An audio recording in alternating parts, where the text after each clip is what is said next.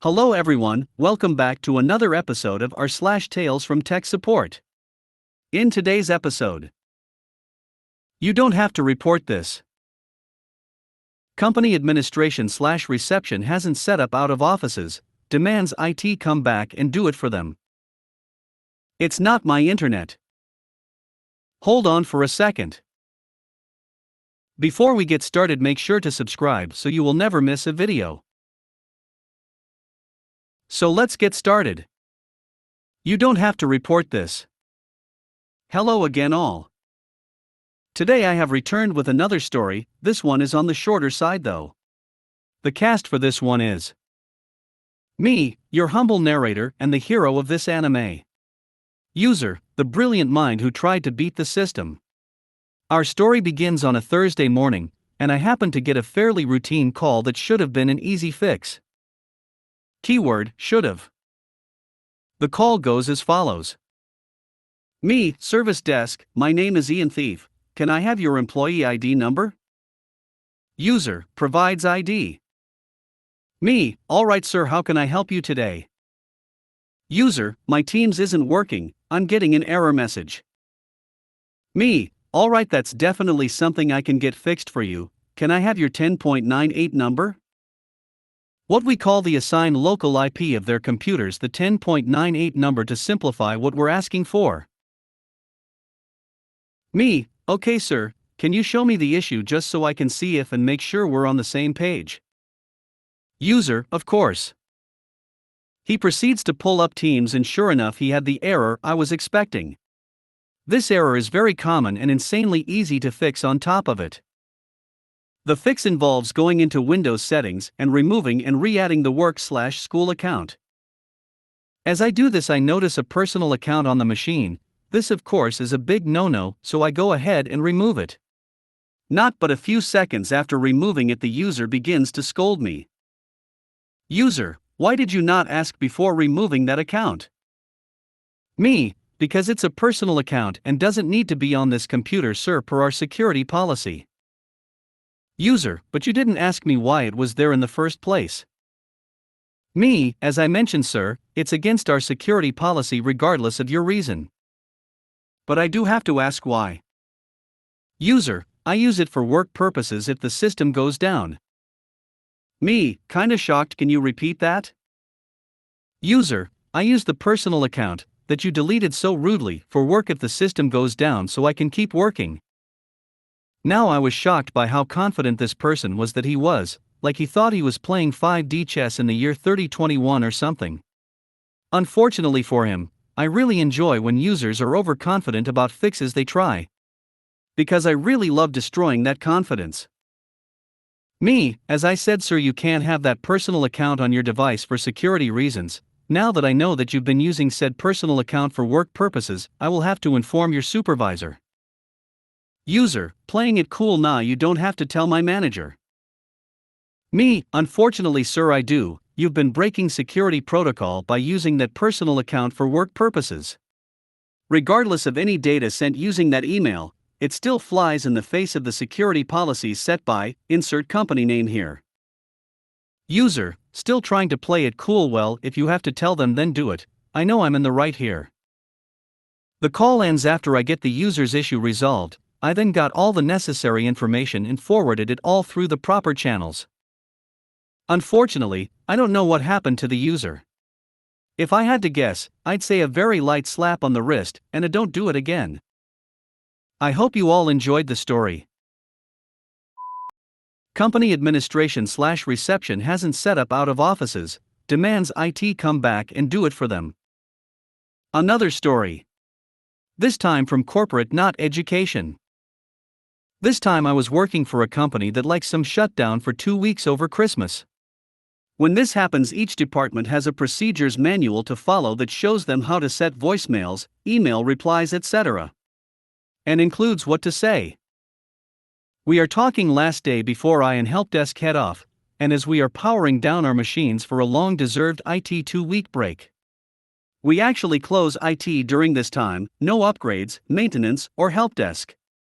Myself and one other keep an eye on any server/network alerts. Ring ring. Me, hello, IT. Reception, hey, we are leaving, can you please set our out of offices and change our voicemails?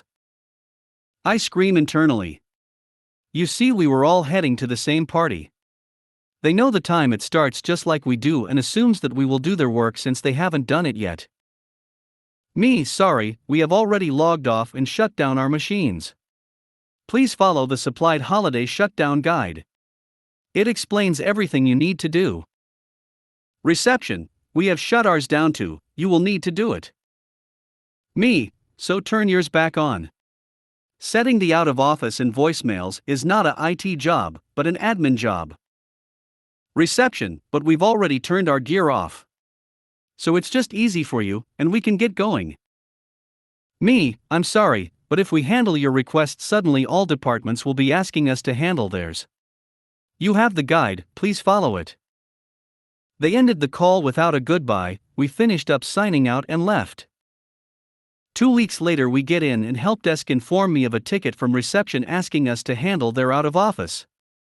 I casually respond, just tell them to follow part 2 of the guide they followed 2 weeks ago. Help desk, no. The ticket is from 2 weeks ago, sent at 3 p.m. asking us to set it up and blaming IT for it not being done before the party.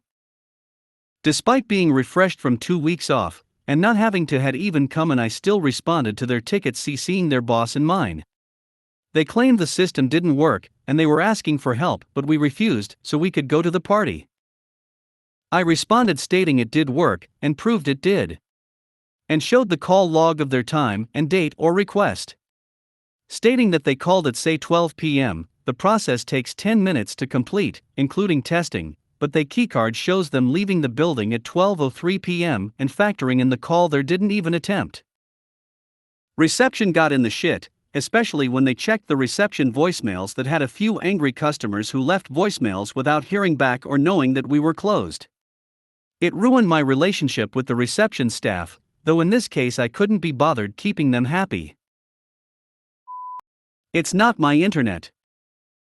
First post here. Not very crazy, but it's my first real issue, so here goes.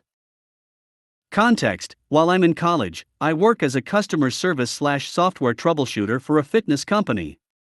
Basically, my job is to either answer questions about the membership plans, process refunds, and help people factory reset their fancy treadmills when they update incorrectly, which loses no settings or anything because everything is stored on our servers. Sometimes we get customers whose internet does not quite work with the machines. The most common issue is that the customer is using 5.8 GHz networks, but the machines only work on 2.4 GHz. Most of the time we can run a third-party network scanning test, email them the PDF with the list of things they need to fix, split the merged 5.8 plus 2.4 GHz network into 2 separate ones, unblock certain IPs, etc., so they can call their ISP. And that often works, at least temporarily. Until this guy. He's complaining about the fancy workout stopping mid-process, and having to take time to reconnect. He's been at this for months, and I'm looking through the documentation and a previous network test. Not only are there several different issues that could be problematic, he's also getting 6 megabits per second down and less than 1 megabit per second up. That, and we've already done a factory reset several times for him, which, outside of sending a new $400 console under warranty, which we can only do if it's actually the console that's damaged, is the biggest thing we can do.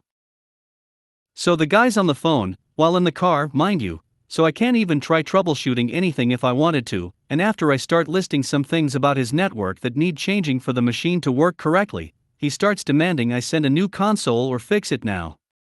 Well, he's not at home, so I can't fix it at all, and I know for a fact that I can't send him a new console. I've had new consoles denied for much more convincing issues, so I tell him, no, it's your network.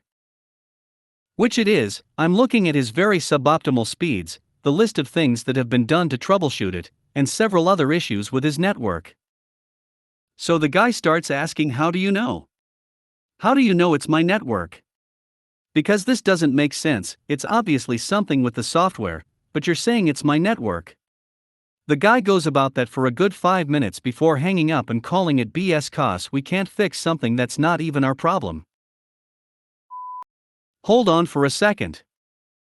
In tech support, you often are in the middle of explaining something that the customer wants to know how to do or how to fix, and you get cut off mid-sentence and told to hold on. Sometimes it's somebody at the door, sometimes it's another phone call, sometimes it's a barking dog, but the most memorable call that I ever had went something like this. Me, are you ready to install the profile? User, yes, I have the tablet open to the company portal. Me. Great. User, loud sloppy poop sounds. User, what do I click next? Me, go to the section that says Enterprise Wi-Fi Profile. User, hold on a second. Sounds of toilet paper being dispensed. User, okay, I found it. Me, click on it and your phone will ask you if you want to install the profile. Choose yes. User, toilet flushes. Okay, I'm doing that now.